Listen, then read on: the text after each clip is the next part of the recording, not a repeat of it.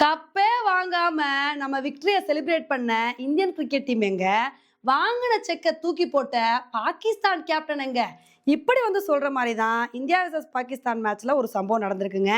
நம்ம மேட்ச் முடிஞ்சதுக்கு அப்புறம் நம்ம இந்தியன் கிரிக்கெட் டீம் என்ன சொல்லிட்டாங்க அப்படின்னா, நாங்க மோஷின் நக்வி கிட்டலாம் கப்பு வாங்க மாட்டோம் அப்படின்னு சொல்லிட்டோம். அவரும் எங்க கிட்ட வாங்கலன்னா நாங்க கப்பை தரமாட்டோம்னு சொல்லி கப்பை தூக்கிட்டு போயிட்டாருங்க. அதுக்கப்புறம் நம்ம இந்தியன் கிரிக்கெட் டீம் கப்பே இல்லாம இமேஜினரி செலிப்ரேஷன் பண்ணாங்க.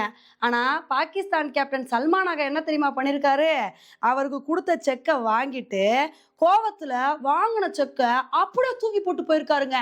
இந்த வீடியோ தான் இப்போ சோசியல் மீடியால பயங்கர வைரலா ஷேர் ஆகிட்டு இருக்கு. இப்போ எதுக்கு இவர் இந்த மாதிரி செக்கை தூக்கி போட்டார் அப்படின்னா, ஐயோ நம்மளால மேட்சை ஜெயிக்க முடியலையே, இந்தியா கிட்ட திரும்ப திரும்ப தோத்துக்கிட்டே இருக்கோமே, இந்த விரக்தியை எப்படி வெளிப்படுத்துறதுன்னு தெரியாம வாங்கின செக்கை இந்த மாதிரி தூக்கி போட்டிருக்காருங்க. இதை பார்க்கும்போது தான் நம்ம பாகிஸ்தானுக்கு ஒரு அட்வைஸ் பண்ணணும் அப்படின்னு தோணுதுங்க. ஒரு மேட்ச்ன்னு இருந்தா வெற்றி தோல்விலாம் சகஜம். இதே இந்தியா வர்சஸ் பாகிஸ்தான் மேட்ச்ல நம்ம இந்தியா கூட தோத்துருக்க வாய்ப்பு இருக்கு. ஆனா அந்த தோல்வியை நம்ம ஒரு பெரிய விஷயமா எடுத்துக்கவே மாட்டோம். நம்ம தோல்வி அடைஞ்சதுக்கு அப்புறம் இதே நம்ம என்ன தெரியுமா சொல்லியிருப்போம், நாங்க ஒரு சில மிஸ்டேக்ஸ் பண்ணிட்டோம், அதனாலதான் எங்களால மேட்சை வின் பண்ண முடியாம போயிருச்சு, பாகிஸ்தான் நல்லா விளையாண்டாங்க அதனாலதான் அவங்க ஜெயிச்சுட்டாங்க அப்படின்னு இந்த மாதிரி நம்ம பெருந்தன்மையோட பேசியிருப்போம். ஆனா அந்த ஒரு பெருந்தன்மை எதுக்குதான் பாகிஸ்தானுக்கு வரமாட்டேங்குதோ தெரியலங்க. இதே பாகிஸ்தானை பொறுத்த வரைக்கும் வேற யார்கிட்டயாவது தோத்து இருந்தா இதை ஜஸ்ட் ஒரு தோல்வியா தான் பார்த்துருப்பாங்க. இப்ப இந்தியா கிட்ட தோத்தவனே அவங்களுக்கு என்ன பண்றதுனே தெரியல. அதனால அந்த அளவுக்கு ஒரு விரக்தியை வெளிப்படுத்திருக்காங்க.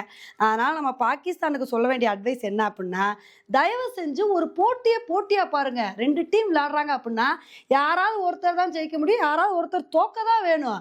அதனால தோல்விலாம் சகஜம். ஒரு தோல்வி அடைகிறீங்க அப்படின்னா எதனால தோல்வி அடைகிறீங்க அப்படின்றத பார்த்து என்ன மிஸ்டேக் பண்றீங்களோ அதை ரெக்டிஃபை பண்ணுங்க. அதை விட்டுட்டு தேவையில்லாத ப்ரெஷர் போட்டு ஒவ்வொரு தடவை இந்தியா கிட்ட நீங்க விளையாண்டீங்கன்னு வச்சுக்கோங்களேன், ஒவ்வொரு தடவை நீங்க தோத்துக்கிட்டே தான் இருப்பீங்க, நாங்க ஜெயிச்சுக்கிட்டே தான் இருப்போம்.